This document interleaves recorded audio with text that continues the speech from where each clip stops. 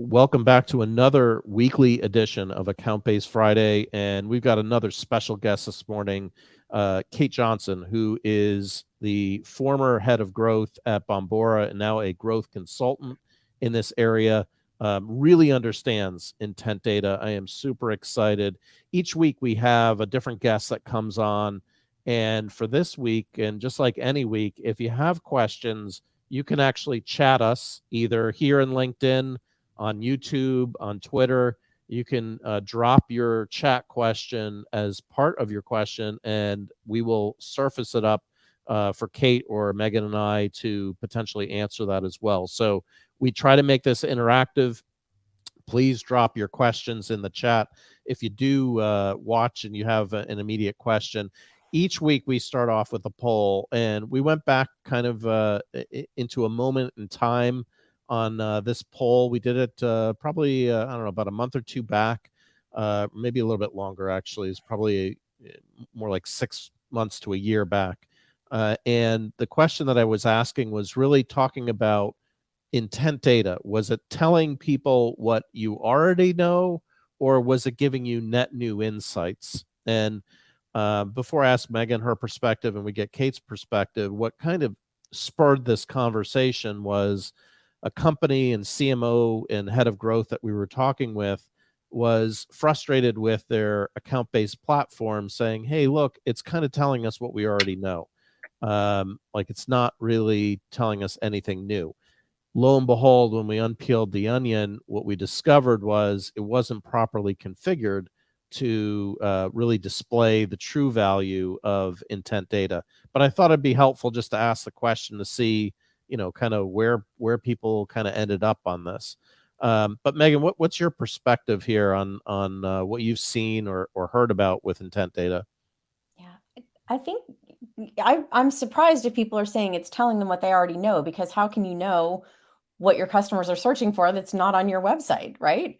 So that surprises me, that people would choose that one. I think the idea is you want to know what you don't know about the interests and preferences of your target audience. So the top one to me is, yeah, of course, that's the whole point, And I think that's the beauty of intent data, is it's telling you things that you can't know on your own, and that can really help you to direct your selling efforts in terms of prioritization. It can help you to direct your product efforts to make sure that you're building or selling things that actually are solving things that your customers want. There's so many different ways to use it. And it is new. It is going to be new. And if you're finding that it isn't new, it may be because you're choosing to look at intent topics that aren't that are too far down in terms of the level of detail that it becomes a self-fulfilling prophecy. I guess that's what I'm saying. But anyhow, but Kate, you are the expert here, so I'm very interested to get your thoughts on what you see here. Yeah, I think that's interesting that the tell us what we already know. There's definitely a little bit of that. I think the important thing is getting your data set up so that it's telling you what you want to know. So for example, making sure that whatever model you have in place has separated out your existing customers or your late stage pipeline and your earlier stage pipeline, to make sure, or before pipeline even, just to make sure that you're getting different signals for those different segments. Because of course, like, if somebody's already on your website and they know your brand name and they're talking to your sales team, yeah, they're probably going to show up in your intent signals if you haven't made sure to exclude them out. Now, that's not to say don't use intent data for your customers also. That's there could be some important upsell signals or maybe some potential churn signals, but you just want to make sure that you have them separate, and that whatever platform or tool or data lake or whatever you're using to ingest that intent data knows the difference between prospect and customer, and you can kind of separate those out. I think that is probably the number one mistake that we see people making with intent data, is just like thinking of intent data as one thing that universally applies to every use case. And that's not true. It's just like any other piece of data. You have to think about what you're trying to use it for what you need to get out of it. And it's going to be a different formula for different tactics or for different funnel stages. So giving the time to put that thought into it is where you're going to see those net new signals or that net new information that you really are looking for and trying to get value from the data about. Yeah, you bring up some really great points here, and I just wanted to also echo what I shared earlier. We had a bunch of people that jumped onto this as soon as you started talking, Kate. And as a reminder, if you have questions, just drop them below, and we'll pop them up for either Kate, Megan, or myself to begin answer. Maybe we should start off with a definition of intent. And because there's so many variations right now, and my high level understanding, you've got first, second, third party intent, and there's different use cases, I think, depending on which intent you're using. How would you define what you see in terms of intent? And then we can get maybe a little bit deeper into the use cases that you mentioned. Yeah, this is one of those where, okay, how do you want to define it? Like put it in that ABM category of everyone has their own rules. But the word intent, if you look at it kind of in its broadest application, could be a number of inputs that you're getting that are a signal that somebody is interested in your business. So I would consider website traffic, like Meg was saying earlier, I consider that to be an intent signal. If somebody's on your website researching your product, a lot of places would call that first party intent. I guess I would call it first party intent. But that's a signal that somebody is interested in your business and potentially showing intent to buy, or at least intent to learn more. I think a lot of times people are like, that's not an intent signal. Like they're not showing that they want to buy until they ask for a demo with sales. And I'm like, okay, fine. Like, what? But they're showing intent to ask for a demo with sales, or they're showing intent to just learn more about your product. Third party intent is more of that, I think, what the market has been calling intent for years. So the Bombora signals, 6sense signals, demand-based signals, intensify, like the third-party intent data that you're getting from not your own site, but from somewhere else where they are identifying research activity that you can't see without their help. And they're looking across the whole internet. Someone once called that lead scoring the internet, which I was like, that's kind of a good way to say it.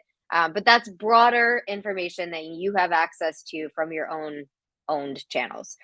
So third party intent data is going to be probably earlier stage or earlier in the buying process type of data, because a lot of times that data is people who are doing research where they know they have a challenge that they want to solve, but they don't really know what tool they want or what product they want or what services they want. They just know that they have this pain. So they're doing research around that and how people have solved that in the past, what they can learn from what tools might be out there for them to start evaluating. So third party is usually a little bit of an earlier signal. And then there's this like middle ground, which is like the G2 type of signals where they're not doing research on your site, but they are researching like your exact product probably. So some people call that second party data. I don't know. It's I don't know if that's a real term for something. I don't know if that's what G2 calls it, but that's really useful too. But that's more of the later stage signal because people are actually evaluating actual tools. So it's kind of in that middle before they maybe land on your website. I think that the G2 signals, back to that poll, actually are a lot of that. It's telling us what we already know. Because when you are on, like, if somebody's doing research on G2, what they're seeing is probably their prospects have gone from their website and they've done some research and they've maybe even talked to your sales team. And then they go check G2 before they're ready to buy. So like that's a lot of times you're like, yeah, we already know them. Thank you. It's nothing new. We already know these people. So I think you get a lot of that sort of self-fulfilling data when you get over onto like G2 or Trust Radius or those types of intent signals. And well, I also use that to shortlist things, right? To go and see if I've got a product that I'm thinking about, I want to know, well, who else is like them if there's somebody that I don't know. So I would argue there's some top of funnel intent data there as well. But you're right. It totally depends on, if people go there for different reasons at different points in the buying cycle. And I think and that's true of a whole lot of different things. But I agree that understanding the differences and trying your best to align the intent signal to the use case is really the critical piece. Kate, I'm curious to hear from you. What do you think is the most underused use case for intent? Like, what would you love to see more companies do more of? Underused is hard to answer. I mean, I think the most underused is probably the customer success team using it to monitor for either upsell or also churn. It's kind of like you just turn it on and like set it up and monitor it for signals. It's not something where you have to really dive in and get really deep. But I think that that's just something that a lot of organizations aren't thinking about setting up that portion of it. I think the most so not underused, but maybe the most important one that this audience might have challenges getting started with is that sales use case and getting the sales team to understand what is contributing to the signal, how they should act when they get a signal, what they should do with that information, and how they can understand the different information it's giving them. And that is the reason for that, I think, is just sales enablement is hard to do. And getting the attention of the sales team is hard to do. So a lot of marketers who buy intent data will put it into their applications and kind of be waiting for the sales side to be like ready to ready to learn it, ready to start using it. And then you just, it's one more thing that sales has to think about that's not selling. And that's always a bit of an internal sell to get that activated. But when that data is in sales hands and they know how to use it, I think that's the most powerful and the easiest to kind of attribute success to intent data. It's less easy to say intent data made our ads better. like the CFO is going to be like, okay. But if the sales team is like, no, intent data helps us sell deals faster, then that's where you really can see that value improve the ROI more directly. Gosh, a lot to unpack there. I mean, you mentioned a number of things with the sales, and it's really challenging. Like, we take a philosophy in our engagements of trying to simplify things to sales, and yet intent can be, although it's somewhat of a simple concept, it can be quite complex depending on how to get that through. I don't know if you have any tips or tricks on how to enable the sales side of things with intent. Is there anything that you've seen that works particularly well when you've been kind of in those conversations with sales of saying, these are the signals that you should be looking for, or a training technique that gets them over the hump of, mentally, hey, this is a new signal to interpret? Anything that you've seen there, either with customers or maybe something you've experienced yourself, given your growth consulting side of the business?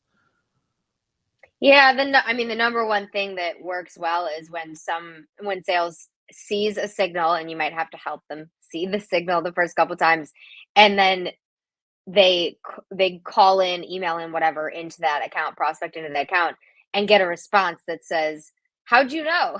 Like, we were looking. That's when they go, "Oh," and they're very excited. So when it works, that helps. But I think obviously goes probably true for everything that you give sales, but if it can be in the platform they're already in, which is probably Salesforce, start there. Like, don't make them go somewhere else, because then they won't. And then I think I've heard different perspectives on this. Actually, some people say give sales one really simplified signal, let them know this account is strong, hot account, whatever. And that's like the 6 Sense model, Terminus. Like, it's like you have these buckets. So when the account's in this bucket, go for this account. Other organizations have said, no, our team really wants to see exactly all the topics they're researching, because then they can use that information to put together a more tailored pitch, for example. I think it just probably depends a bit on the complexity of the product, or how many different products that one salesperson can sell. If it's just a pretty straightforward thing, then maybe that one single signal will work. I think from my perspective, I would start with the simple, either these are the hot accounts and that's it. Or the kind of like the Sixth Sense model is there's like the 4 different stages, and so sales focus on these stages over here. I think starting there is probably the easiest and most palatable, and then as certain reps want more information, you can tell them where to go find that. Yeah, I think that's good advice to start with the simple and sort of build up to the complex and help people get used to it. What are some other suggestions you have for companies who have not used intent data before and their sales team isn't used to it? What are some things that you would recommend they do just to get started? I mean, God, there's like so many different options here. I think that maybe first and foremost, I'm I'm gonna go with the tack that the whole organization, if sales isn't using it, probably the whole org might not be. Start with the first party data and start with the education of that. You're already getting that. They've probably already seen, hopefully they've already seen a little bit of that. I know that most sales reps I know are asking who's on our website, like how do I know when my account's on the website?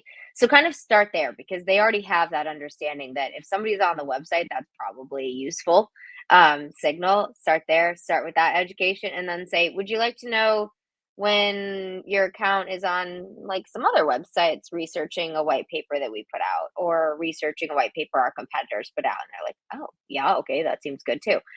So maybe start with what they know, start with that foundation, and kind of ease them into that educational journey there from that starting point. How about on the marketing side? And, we talk a lot about plays, right? There are a variety of different plays that marketing or maybe even the BDR runs. Have you seen any use cases specific to plays leveraging intent data differently, in terms of interest, or, whether there's an open opportunity or not an open opportunity, or maybe it triggers BDR activity? Like, what have you seen play wise there? Yeah, a slew of things. I mean, if you have that signal wrapped into a formula, like an account scoring formula where it says these accounts are at these stages, then that's kind of the easy-ish way. Presuming you got that set up correctly, the easiest way to segment what tactics you need. So, for example, early stage marketing, mid stage SDR, BDR team, later stage sales. But it's not always that cut and dry. I think the things that I like to think about if I'm setting it up, when I'm setting up even the model, is all right, what are the topics or keywords that are super strong signals? Make sure that that's your down funnel bucket. So, your company name, your competitors' names, if you have a very niche product or product names, even that are recognized by the intent providers, that goes into that bucket of get sales on the phone with these people, because they've been doing research for a while and they are at the point of researching actual solutions. Going upstream is where you have more of the topics around the broader product terms, like we sell an ABM platform, we sell a marketing automation platform, and the challenges that people are trying to solve for. So for example, at Bombora, we were at the very top of the funnel. It was like people who are researching ABM solutions were going to be a good fit for us to sell to. People that were researching email marketing or lead scoring or optimizing demand gen, like that type of stuff. That was the really early where it was like people were kind of just like, well, our funnel looks like crap. What can we do about it? What do we need to do better? And that's where we had the opportunity to jump in and say, like, we have this lead scoring workbook. It was lead scoring workbook. This might help you since you're researching how to do lead scoring better. It's from Bombora. You're welcome. We're not going to talk to you about intent data yet, but we're going to give you this valuable content, and then you'll be like, oh, wait, okay, Bombora, what's Bombora? So that kind of early stage, getting people and offering value, but not letting sales kind of come in hot when it's really early on. I think that's something that marketers can do. And at that stage, I also encourage a focus on what the topics are or keywords are that are being researched, and give them something relevant to that, because it's going to be a lot broader of a range. So if they're, if they're trying to solve lead scoring, don't give them the intro to ABM ebook. That's not what they're working on right now. So really just meeting them where they are, like, marketing fundamental stuff.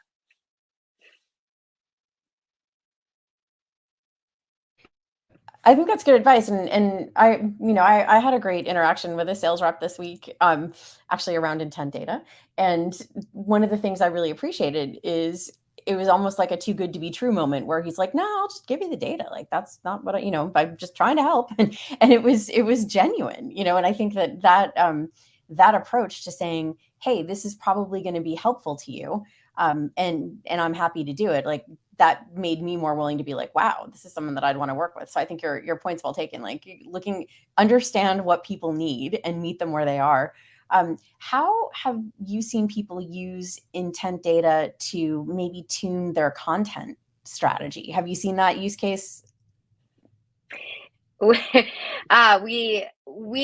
love to talk about that use case. Candidly, I have yet to meet a marketer who's like, man, I think we've created like all of our content. Like, I wonder what we should create next. Like, so there's never marketers who are like, yeah, we've created all the content I can think of. I got to go to the intent signals to see what we're missing.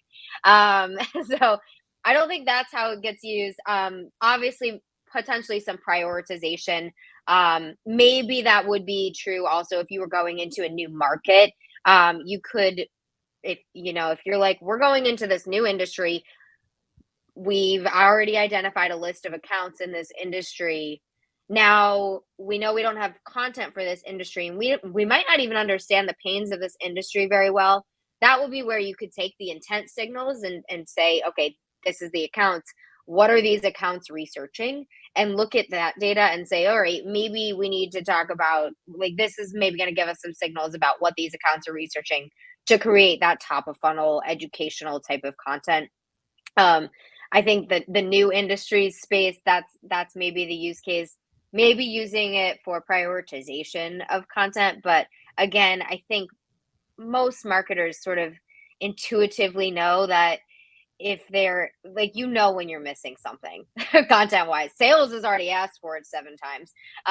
But you're trying to write a nurture email and you're like, that'd be really great if we could offer them something like this that we don't have. So I think it's less probably content ideation and more prioritization or figuring out new markets for that use case.